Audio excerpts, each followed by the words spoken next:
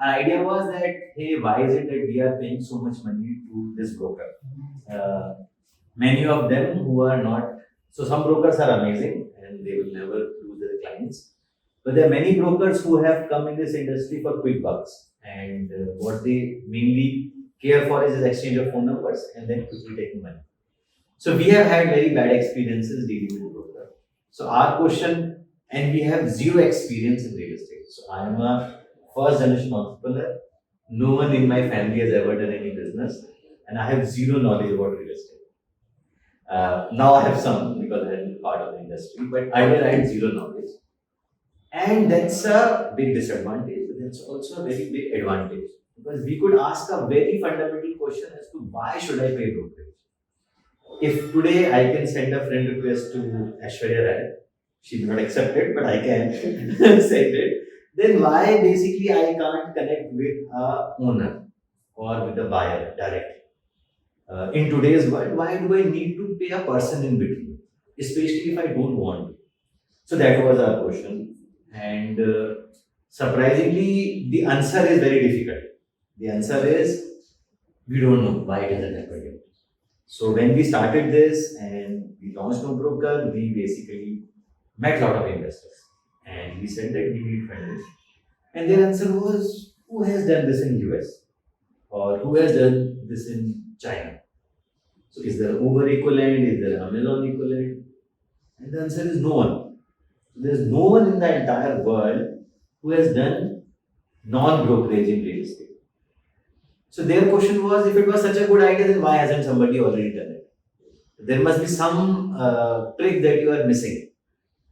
So we don't know. We don't know why somebody hasn't done it. Perhaps the idea is that perhaps the brokers are much more regulated. Perhaps there's an exam, there's a certification in other countries, and it is not there in India. And perhaps here only people collect all the money in cash. So we don't know what the reason is, but we think many of the Indian customers want a choice. They want to avoid brokers. They want to connect with customers directly, and we want to enable it. So we started with this very naive question and trying to basically discover it. And then across the spectrum, there were many good founders, many good companies. Remember, 99 Acres, Magic Bricks, Common Floor, Grab House came, which was doing exactly what we were doing. And Quicker was also doing, OLX was also doing real estate. All of these good companies, and then housing came with its big funding round. And all of them were basically targeting real estate, but none of them were succeeding. So this was another question, that why are other people not succeeding? People who have been in this industry for many, 10 more years than you.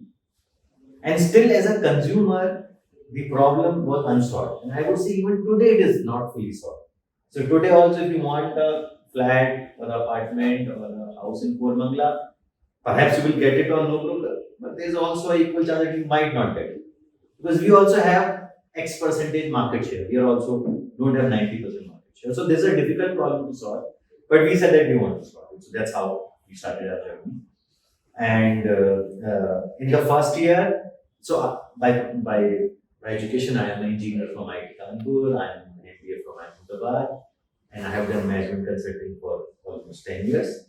And then I was working with ANC Bank, which is also an Indian bank, very rich bank with good salary, not too much work to do. And then I left the job, started NoBroker along with Ajay and Saurabh, and no one funded us for 1 year. तो जितनी हमारी IT IM की हवा थी सब गायब हो गई. Whatever air we had about our degree all went away because investors said this doesn't seem possible. Another complication is that we would have to take money upfront from customers without the deal being done, and it is not done anywhere in the world. Everywhere in the world, a broker takes money from you after the deal is done. Nobody says, okay, I will give you money first and then we'll decide. So that was also a conceptual problem whether we can do it. Our philosophy was that no, we will serve customers for free for some time and then they'll start paying, trust will build. So that was our hypothesis. Finally, one investor, Elevation Capital, they gave us 18 crore. But we were so afraid that I still remember that whenever we used to travel anywhere, me, Akhil, and Saurabh, we will all take one room, but one extra bed. Akhil would basically sleep in that extra bed because he is the youngest, but we'll never take two rooms, despite having 18 crore in the bank. So we were so scared, but I think that was a very good move, being very frugal.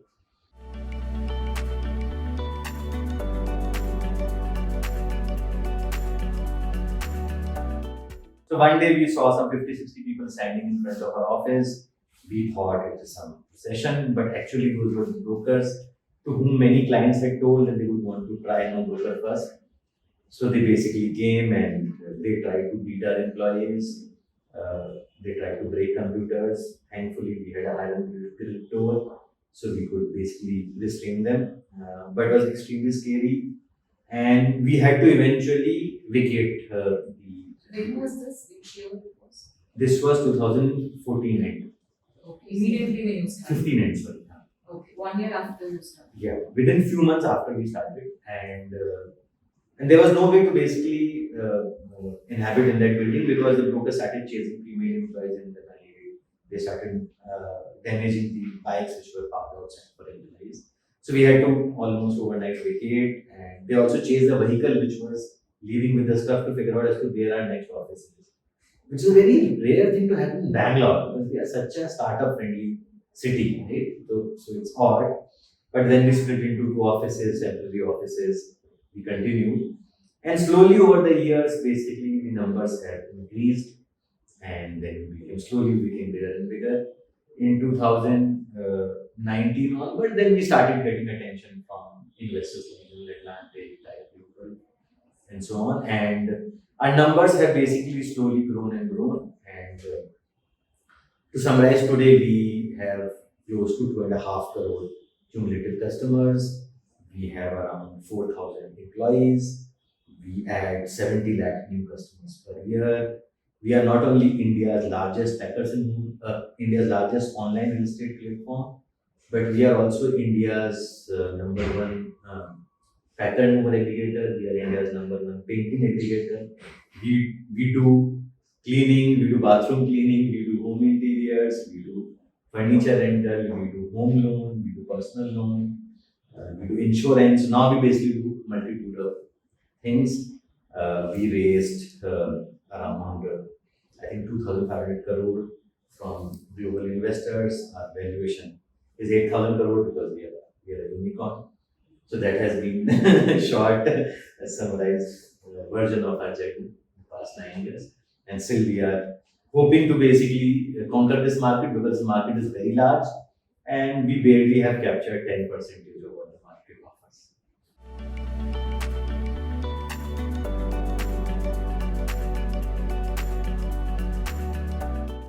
So when you say real estate, you have to break it into basically multiple portions. Like saying house sports, which sport?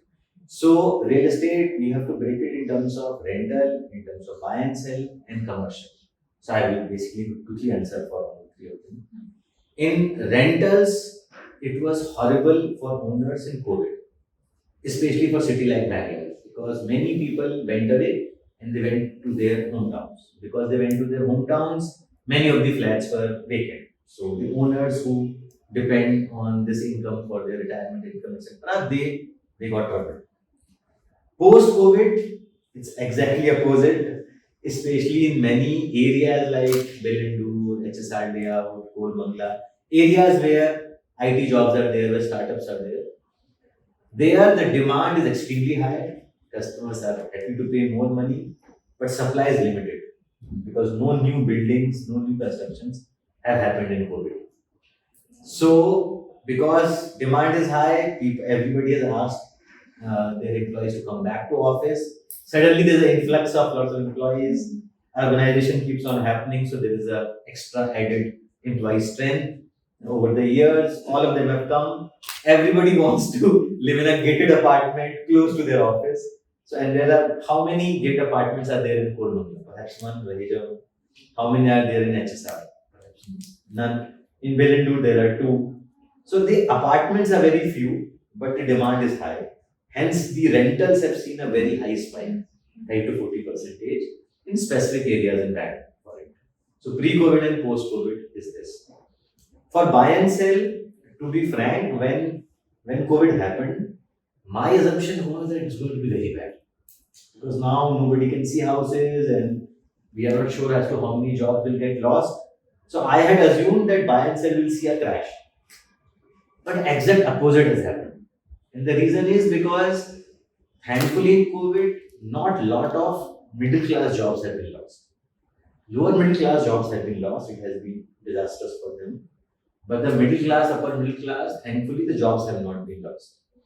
And the private coincided, the COVID period coincided with the bottoming of the real estate cycle. Because in the early years, the way which you were mentioning, because of GST, because of demonetization, I'm not sure how many of you have bought homes, but in general in India, 2010 to 2020 has not been great in terms of capital appreciation.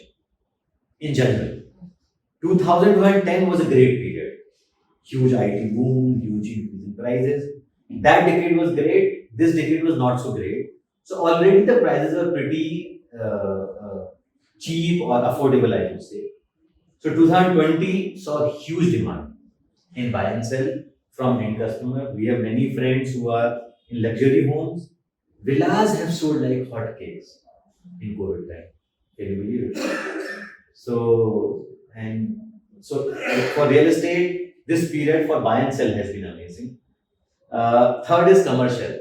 Commercial, as expected, it was horrendous for them. The entire COVID period, people either left the places or they asked for reduced rent from their owners. But now things are pretty good. Now people have come back.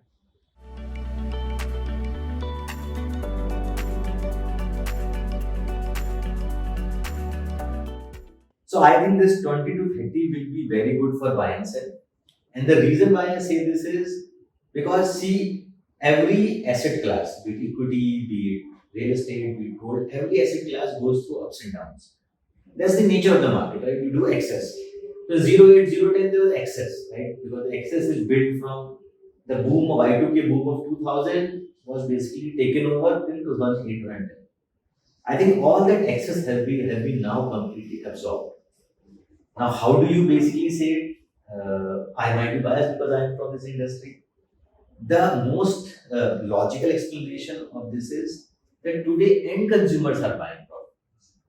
Euphoria is when people who want to flip properties, people who are investors, people who want to make a quick buck, they buy properties. People who buy property for 6 months, those people are not there in the market till now.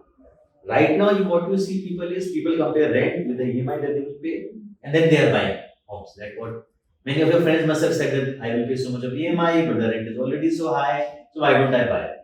So today, end consumers are buying properties, which is amazing. Which basically means that it's an upcycle for positive real estate. So you're talking about Bangalore or Karnataka or India?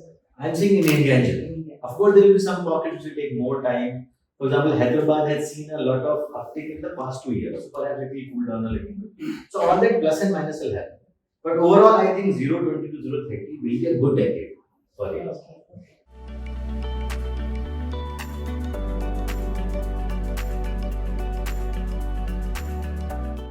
Good question. So what basically we do is we imagine us like a Facebook of real estate, in which we say that you can post anything. The way in which you can post any photo on Facebook.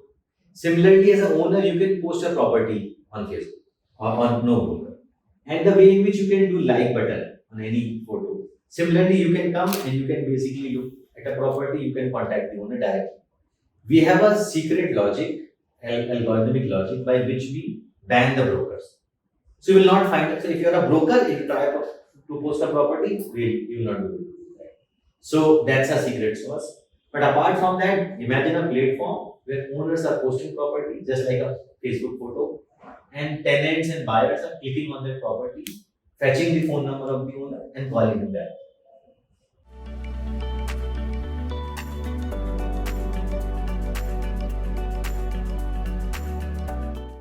So we started with a freemium model. A freemium model, what we meant to us that we will allow everybody to post property for free, and only if for value added services we will basically charge. So, for example, you might say that I want more contacts, or I want some premium filters, or I want some assistance in terms of somebody helping me over phone as to which property to buy. Or you may say that I want my property to be on the top slot, so I get more interaction from tenants and buyers. So in those cases, we charge couple of $1,000, which are good enough for us because we don't have any physical people on the ground. We are like a Facebook, right? So we have only people with computers sitting in office. So we don't expend much of cost, so hence we can pass the benefit to customer. And then later we realize that for all the other services, for rental agreement, for legal documentation, for packers and movers, for those services we charge customers, and then we have those vendors with whom we work with them to deliver the service.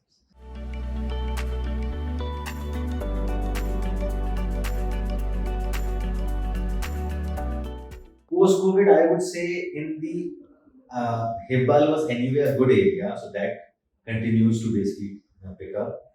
Right now, in terms of demand supply, the outer ring road area and the Bellandur area, which is our Kurmangla Indranagar area, is doing pretty well.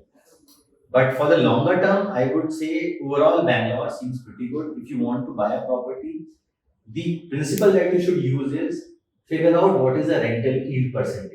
The range it is defined is the rent that you will get in that property for the year divided by the value of the property. Suppose a property is 1 crore and say the rent is 30,000 rupees. So the yearly rent is 12 into 30,000 rupees, 3.6 lakhs. As a ratio of 1 crore is 3.6%.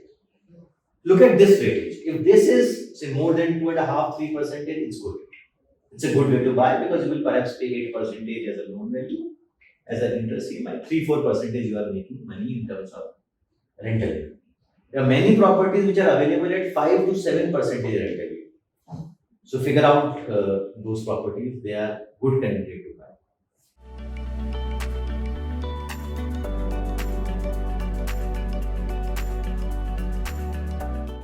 Unfortunately, I think many a times despite paying such a high amount of tax in Bangalore city, such a cash rich city, still many a times we don't invest much in basic services like ensuring there is proper drainage, and often we wait for a crisis to happen before we wake up.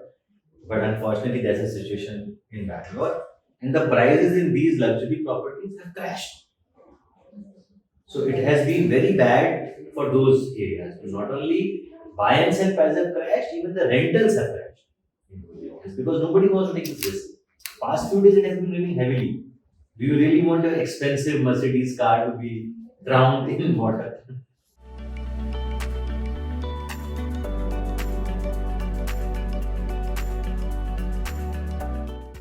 Think about yourself. Whenever you are trying to buy a house, isn't this the thing which you look at most? Because you want to figure out whether there is going to be metro station, whether there is bus stops, where there is a bigger road. That I think, so people say real estate is all about location, location, location, right? So I think that basically has always been very important. In fact, all the stories that many builders make about how to sell their properties, about this thing is going to come, metro is going to come, or ABC things are going to come, yeah, schools and hospitals are going to come. So I think connectivity infrastructure continues to be important. That's why on NoBroker, what we do is every property that you click on, you will basically see that we capture, we display as to how far is the nearest school, how far is the nearest hospital, how far is the nearest bus stop, metro stop. So all of that we pull from Google Map location and we display it. Because for customer it is super important.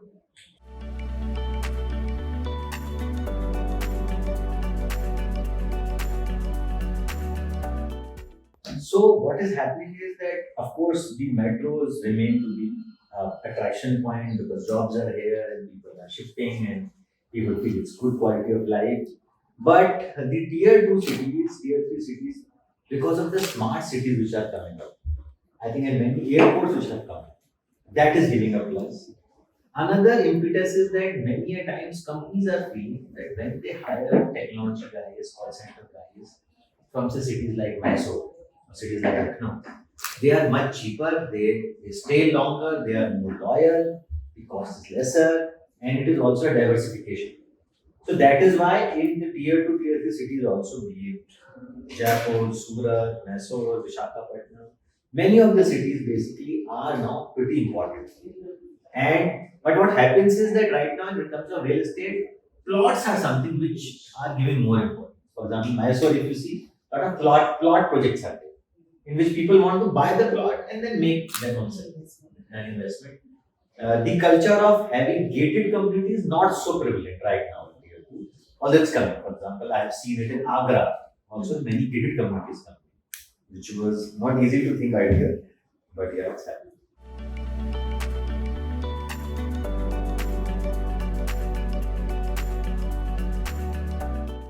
So see, we need to think from the customer point of view.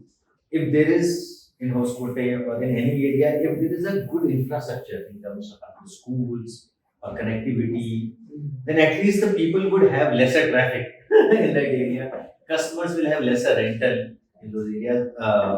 Companies will have lesser rental. So I think the basic root cause or basic reason why there should be a moon cities across the metro exists.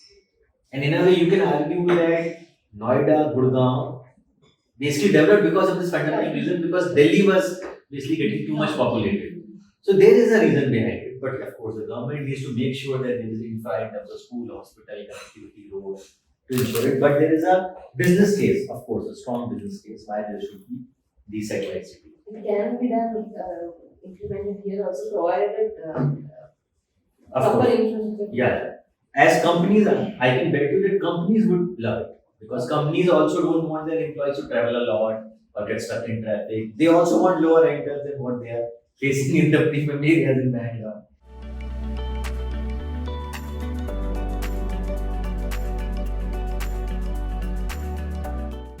See, I am not an expert in Vastu, but the truth is that many of the Indian customers believe very strongly in Vastu. And that's a reality that we have to accept. And that's a reality which builders have also accepted. So, for example, this concept that the entrance door should not be south facing is an extremely important parameter. In NoBroker, we display this detail as to where the door is facing, especially for buy and sell properties. And customers take their decision on this. So there is a fraction of customers who believe in Vastu and they believe in Vastu so strongly that they reject a property only because of this. Do you So think that has increased over a period of time? no, I don't think. I think it was always there. It is only that now with all the tech, it is much more visible. But I think it was always there.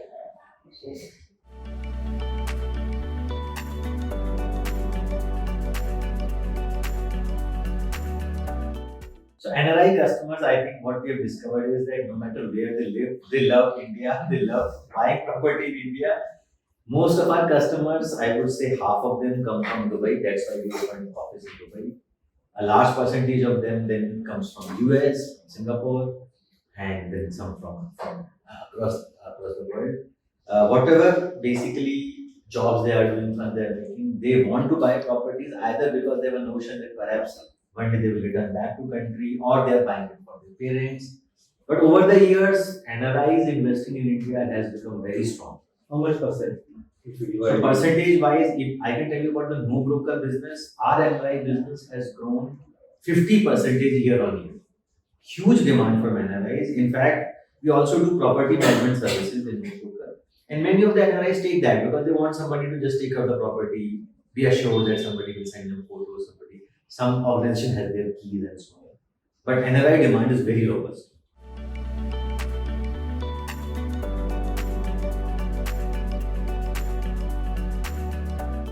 So typically when we see the type of properties that NRIs buy, they prefer to buy properties which are on the higher side in terms of configuration. 3 BHK, 4 BHK villas. And a little higher in terms of budget also. Because in their mind they think that they will come back. And they want a luxurious property. Or perhaps they want to give it to their parents. So in terms of their buying habit, what we have seen it is on the higher side. That is why perhaps in the COVID, the luxury properties saw such a huge run. But as time passes by, I think, see, today, although I run NoBroker, but I am a huge proponent of equity. and stock market. But the truth is that today only 4 to 5% of Indians invest in. Majority of the Indian customers still believe very strongly in gold, in real estate. In our own office, all the youngsters who are recently married, they want to buy, they want to buy property, they are buying properties because their parents are saying you should buy property. So somehow the Indian culture is such that buying property is considered important, it is considered stability. So I think so that continues. And hopefully as the economy grows, as more money. Today's youngsters, imagine the money that they are making now, average youngsters are making now versus what people used to make 20 years back. So disposable income has really increased. Home loan has become very easy. So, and almost everybody on NoBroker platform who is buying property is taking home loan. So it is easier to buy a property, it is easier to take a loan, it is with all the platforms like us, it is easier to do the legal documentation. So what we see is more youngsters buying more properties. The average age of buying property has also come down. That's not amazing. Earlier, 20-30 years back, people could buy property in their 50s and the loan percentage would be 30-40% because they will say, I am going to give 60-70% of the value from my own savings. I will not take huge amount of money. Now it is exactly reverse. People want to buy when they are in their late 20s or then early 30s and they want to take 80% loan, 90% loan. They are comfortable because they believe their salaries are going to go up and they will be able to handle it.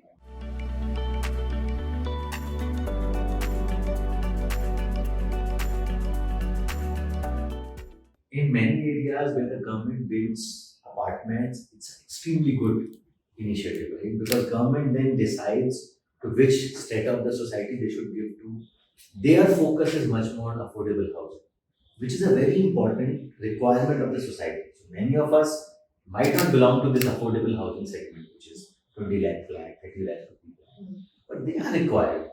And what government has done one additional thing is that to encourage if affordable housing, they have made affordable housing loans, home loans, is a part of the priority sector lending norms. If any one of you covers banking, so now when a bank gives loan to the to affordable housing, it comes under their priority sector norm that they need to follow, which is one more encouragement to the banks to search for such projects and give loans to. So I think it's extremely important. Housing, I would say, is one of a very important feature of everybody's life. Everybody wants one home finally to call his or her.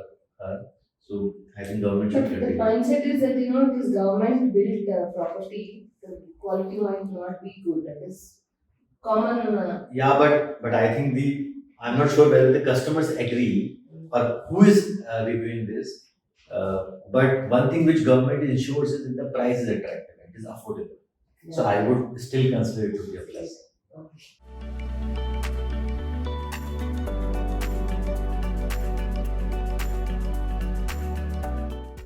No, very interesting question. As I said, the reality is if you look around, the people in the middle class and upper middle class, they did not lose much jobs in COVID. I'm not sure which friend of yours do you remember losing jobs in across different sectors in COVID. So, and losing job and not getting a new job, both. So, job loss has not been much. Job loss has been higher in the blue collar area where the restaurants closed down, where the hotels closed down, or factory closed down. So what has happened is this huge, I would say, increase in people working from home. For example, I think we always used to come here to talk, but in the entire 2-3 years, it was all Zoom call, all interviews were Zoom call, all interaction with journalists were Zoom converted to Zoom call. So everybody started sitting in home and then working out. Our own investors who used to come and meet us, they started discussing with us over Google Meet and Zoom call. So I think then people discovered that they actually need much more space than what they are using because now they have to spend the entire day in the home. I think that's the reason why people basically have shifted to 2.5 BHK and 3 BHK. And I think SUV is not just because people have more money, but because potholes are so many that they want SUV to protect with those shock absorbers. They've always been pothole. Bangalore's always been a pothole. Yeah, but perhaps it has increased or perhaps people have more. I agree that. It is not that people want more space, they just want more comfortable ride.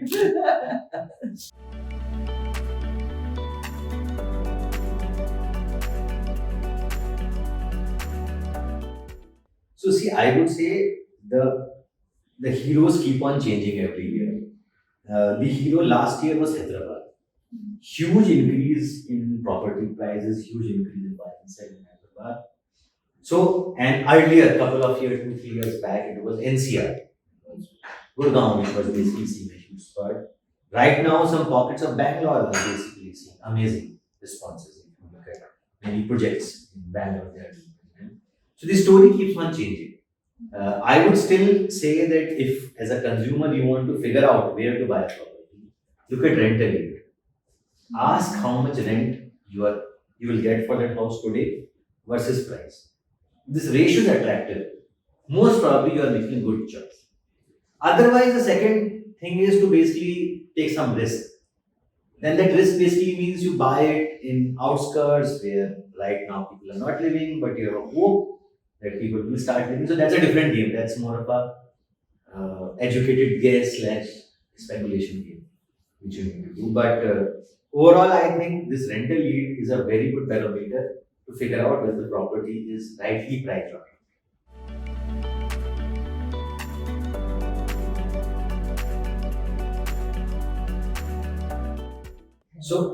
So women, in terms of what we have seen across the years, is that the percentage of registration which happen men versus women, it has been on a constant rise since 2014. And I think the reason is twofold. One is that much more women are now working and earning money and taking financial decisions. And second is that in a family also, while many times husband may start the search, but the decision is extremely important. Women take the decision.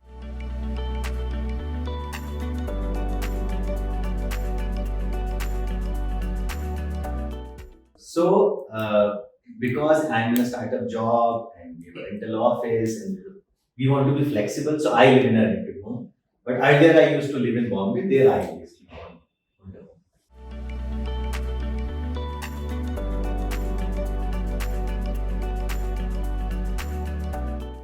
See, first of all, lease is a very unique concept which I must tell you is prevalent mostly in Bangalore. Yes, it is not so, to some extent, Bombay, it's not so prevalent in other cities. So when we launched NoBroker platform, we had no option of lease. The majority requests which came to us saying that you should have a lease option was from Bangalore city.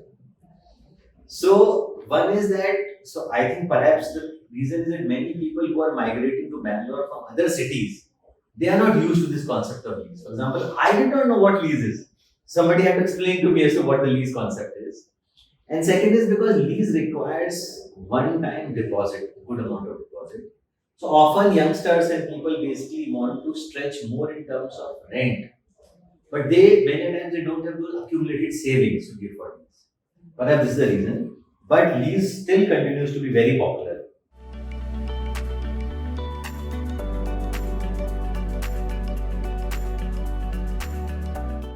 No, you are right. For example, I remember in Bombay, suppose you are looking at a 30,000 rupees rental home, which basically means it is 3.5 lakh or 4 lakh rupees of yearly rent, right?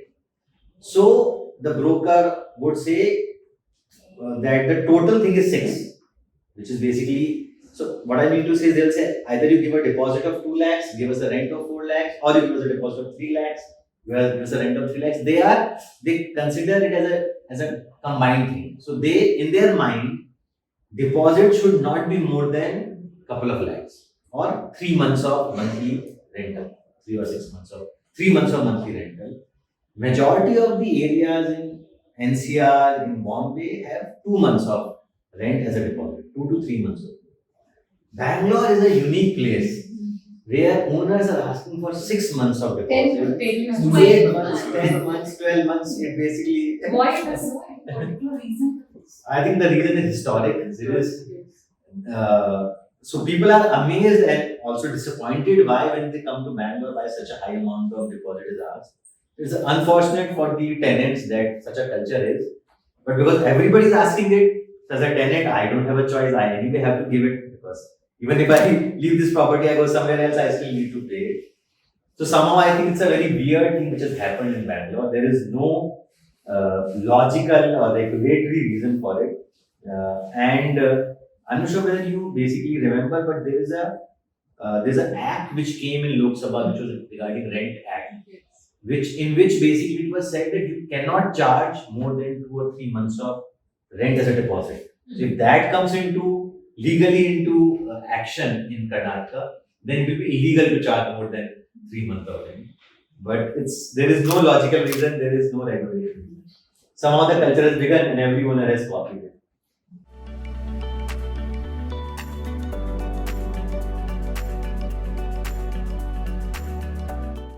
I think it just reflects the current situation that in some pockets of Bangalore, in some gated community, the demand is so high that owner has a lot of choices. But- education. So I'm not sure whether they asked for education qualification, but he must have asked for something which assures him that you can pay this amount of rent that you are promising me to pay. But I must just basically also tell you that in all fairness, while many of the owners might seem to you being very overbearing right now, or being very greedy right now, but they are the same owners who suffered a lot in COVID. So we remember that properties, the posting of property just flooded NoBroker platform in 2020. It was not getting rented. People were not there to rent them. Owners basically from their own expense without a tenant got the house painted, cleaned, all saja ke taki so that a tenant can basically take it. But there was so much competition among owners, not tenants, among owners to give it to a tenant, and every owner was trying to cut price to somehow rent them. So I'm just trying to paint a fair picture that while many of the owners might be doing too much today, but these same owners also suffered in the COVID.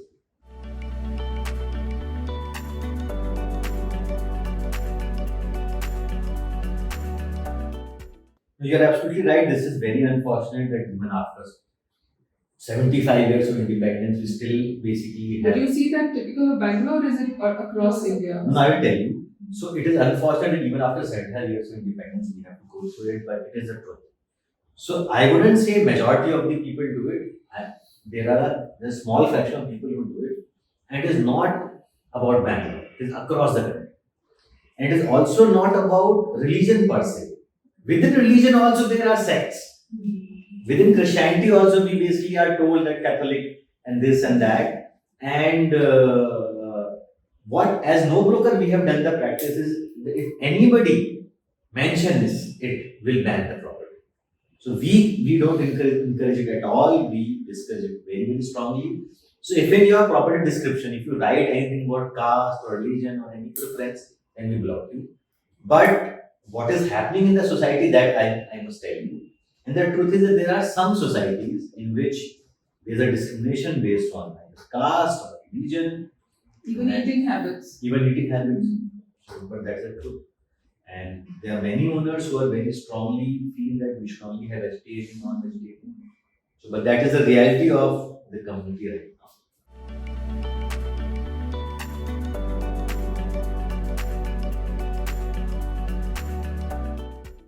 No, very good question. And as a consumer, I will also face the same problem.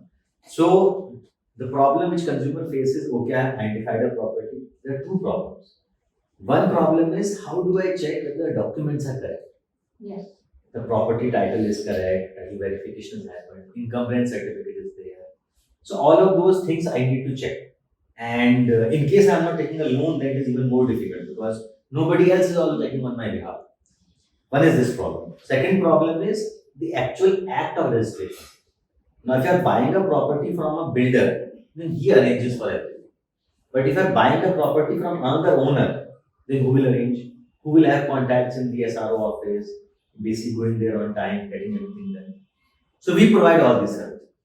So we have a marketplace, we have a legal documentation team, we have a marketplace of lawyers So you come and you tell us that you are buying this property. We will, our lawyers, impaneled lawyers across the country, will do all of these things, including the actual registration at the government. Verification of the property. Everything.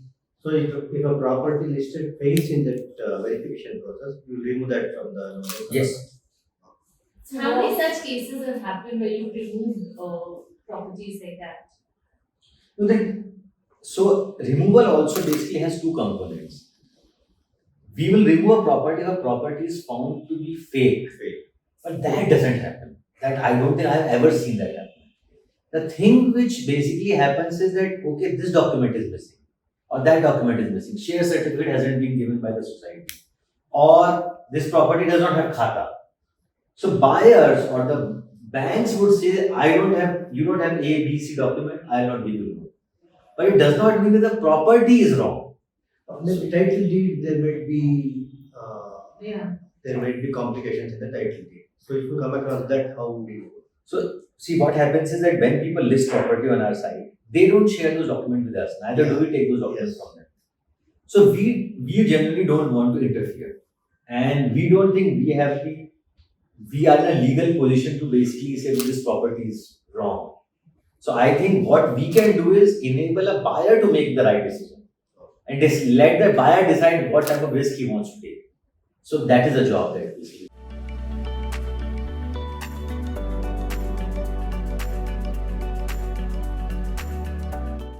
It is unfortunate that no matter what type of platform do you make, still some scamsters basically try to take advantage of it.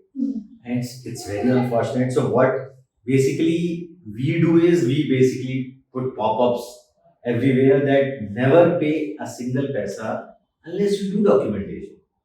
But many a time what is happening is that tenant is becoming very needy because he feels that I will lose this property. But I think what does the common sense say? The common sense says don't transfer the money unless you have documentation.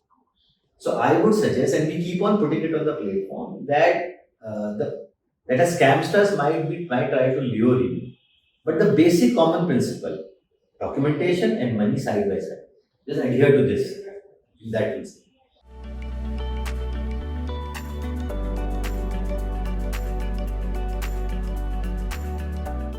So my co-founder Akhil, he handles technology. This is his favorite topic. He would have loved to say more about it.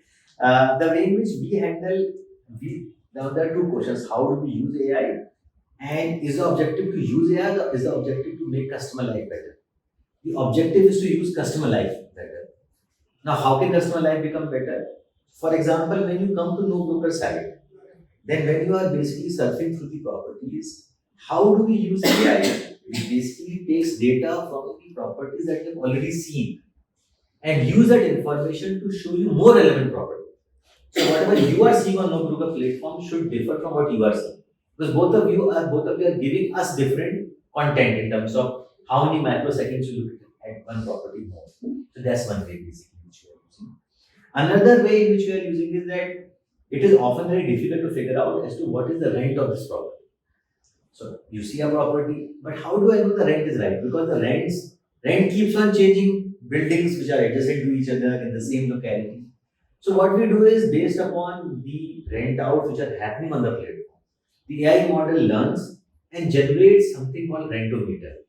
So along with every property, we have a predicted rent, and we keep on feeding data to AI to keep on generating this predicted rent.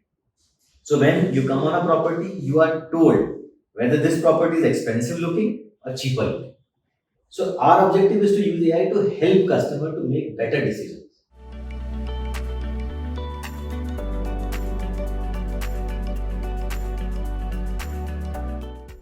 So the algorithms are all basically AI algorithms which are trained using this data. And then, so the way in which AI works is that you give AI data and you tell what the result is. First of all, you give questions and given the answers, based on which you train the model. So first of all, there are properties whose answer we already know. So if a property in Kormala got rented out for 40,000 rupees, we already know the answer. So we'll give the details of the property, locality, BHK type to the model. We'll also give the model the answer. So the answer is 40,000 rupees rent.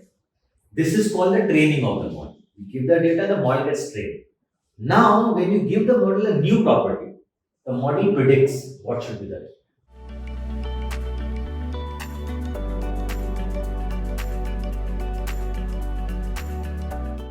No, you are right. So this has been something which we have been basically thinking and discussing because many a times even my mother tongue is not English, so it would be easier for people to search in it in their own local language. So that's something which we are working on, and there are multiple languages across the country which people, even Marathi people, are more comfortable in Maharashtra. So that is something that we want to do in future. What tips?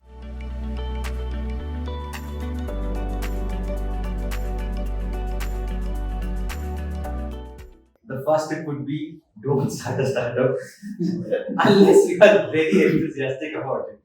So people like me may come here and we talk about startup and how what they have done. But the reality is that 90% of the startups fail.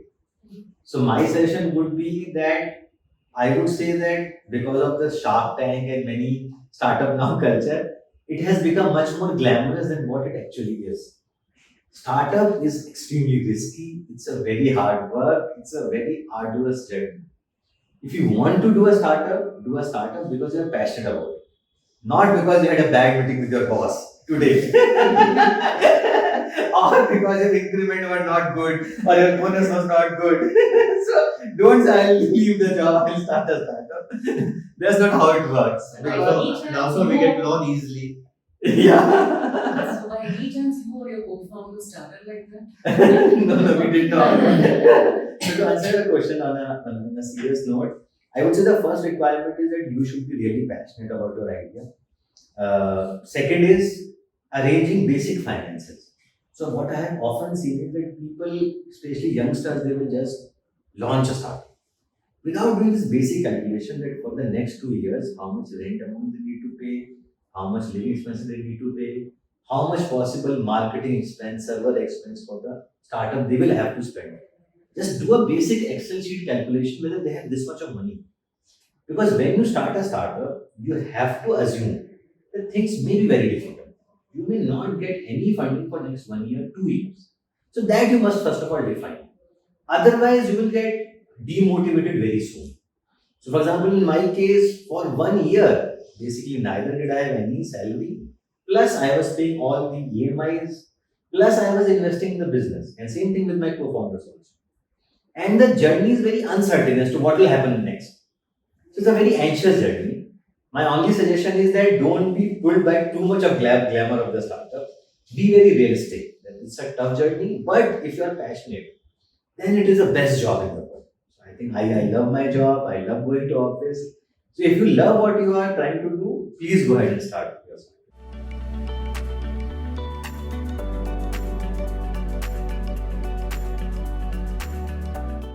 Fortunately to unfortunately, we did not have to do much with government agencies because despite being in real estate, what we do is more of a consumer internet platform. So hence, we don't buy a property, we don't sell a property, we don't own a property in that sense. So hence, we don't deal directly with the government agencies. But if the question is about how are governments encouraging startups? They are. Just the fact that Prime Minister of the country talks about startups, talks about unicorns in his speeches, makes people feel much more pride, makes it easier for people's parents to allow their kids to go and join startups. So generally, when the government starts encouraging about talking about startups, it basically encourages the entire ecosystem also. So I think that has happened really well. And many of the startup incubators which have come up, many of the grants which the government is giving. For example, a friend of mine, his startup was recognized by DIPP, and then he took a loan of 50 lakh rupees from the government. Then Telangana government basically has now opened this T Hub, if you could have heard about. So, and there's a W Hub also for women. So his wife wanted to start a startup. So she basically got a space, she got a loan, she got access to customers from the government. So many good things are happening.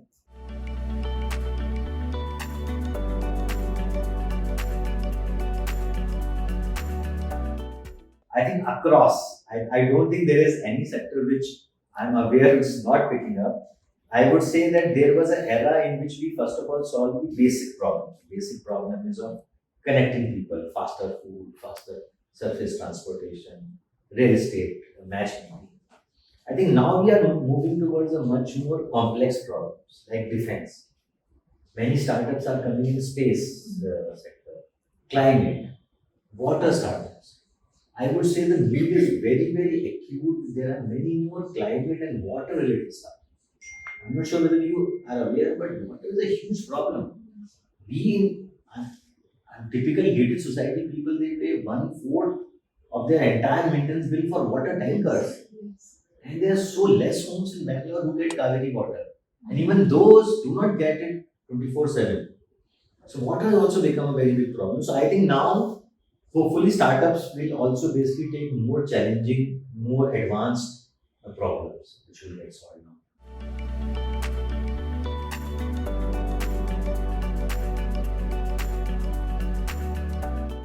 Yeah, I think that is always the case. So, for example, I think many of the startups come into existence because the founder has faced a issue personally. So, for example, we three also faced problem with brokers. That's why we thought that non-brokerage makes sense. Similarly, I think so. Everybody, when they start, they have an issue which they have faced personally. That is, I think, is always the case.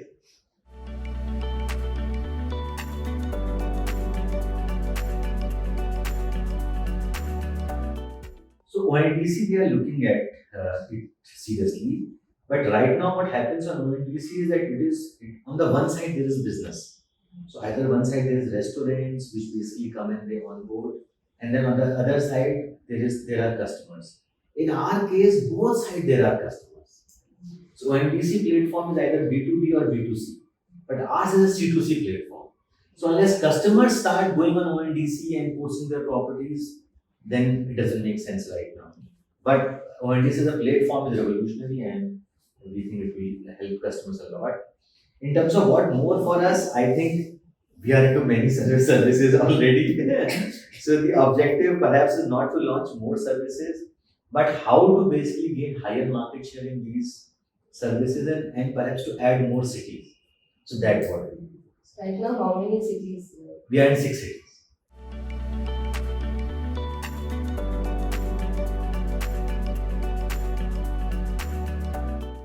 See, I wish I could give a more optimistic answer, but the way in which things are looking for, it appears that as time passes by, more gated communities will come, and independent houses will perhaps reduce as a percentage. Because what's happening is that in terms of security, in terms of amenities, in terms of things that people want for their kids, there is a preference towards gated communities. So even developers are making gated communities. The nuclear families. Yeah, so you are right. So perhaps, or so either people want gated communities or they want villas, which is basically higher segment. But yeah, but that's one very beautiful thing about Bangalore, those independent houses. But yeah.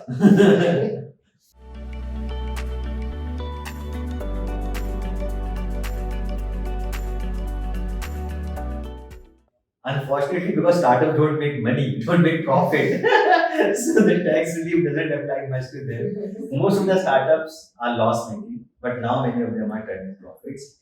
Government has basically given a holiday period, and 6 year holiday period, tax holiday period. So that basically helps. If your question is whether government and taxation are favorable towards startups, I think the approach is towards being favorable, and that's why in every budget there is some more concession which is given for startups.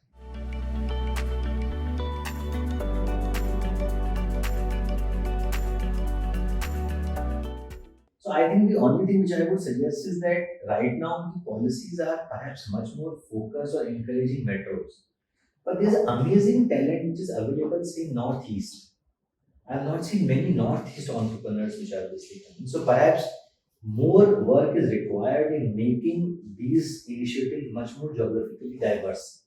So that the talent from every nook and corner of the country can come up. I think that's the only thing. But in terms of the way in which policy is designed, is the policy actually good? I think I will give very good marks because many of my friends, as I said earlier, have been beneficiary of this policy. and it helps them to get a platform, it helps them to get recognized, it helps them to get a grant or a loan. So those basic tenets are already there, but perhaps more geographical expansion.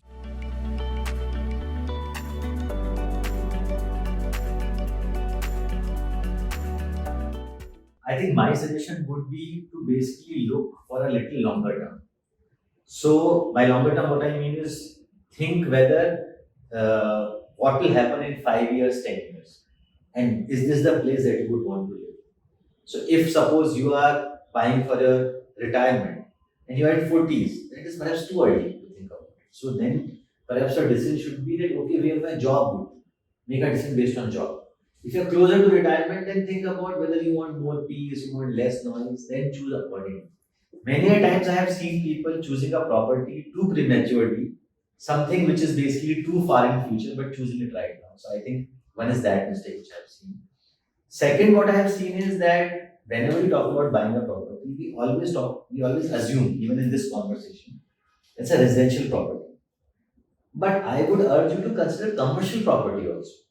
Commercial property, somehow middle class does not consider commercial properties. Commercial properties does not mean Infosys office or a 10,000 square foot office. It also means a 50 square foot shop, 100 square foot shop.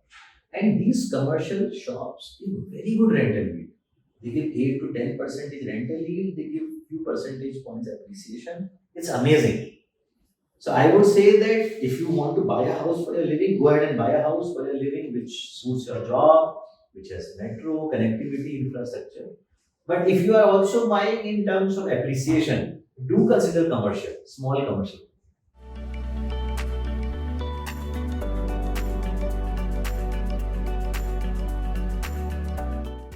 The reality is that because of inflation, the interest rates have increased. Thankfully, I don't think interest rates will increase any further. So hopefully we are at the top of the cycle. But I think this is a bullet which has to be bitten. The interest rates are now in the 8 to 9% range. I think it's difficult that they will reduce any sooner. So this interest has to be paid. On a 20-year cycle, if you see, 8 to 9% rate is a reasonable rate. If you just look back 5-10 years back, the rates were even higher. But because the rates have been lower in the past 4-5 years, these rates are seeming higher.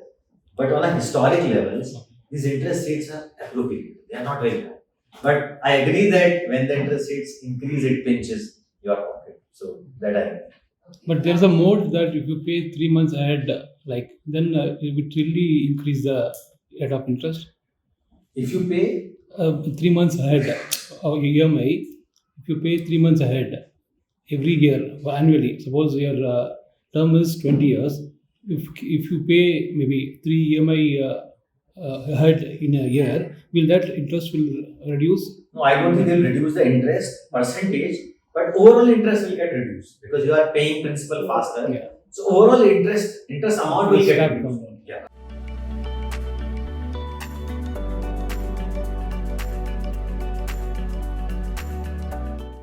Yeah, so here it is no clear cut answer. There are many consumers who want to go to private sector banks because they feel private sector banks are much more professional and they are faster. But there are many people who feel PSU banks are more trustworthy. They And really they would- get your want- papers. Yeah, so some customers want to go only with PSU banks, some customers want to go only with private sector.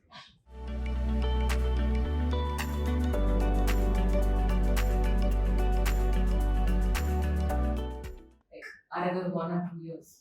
If you want to buy for own use, it's a great time to buy.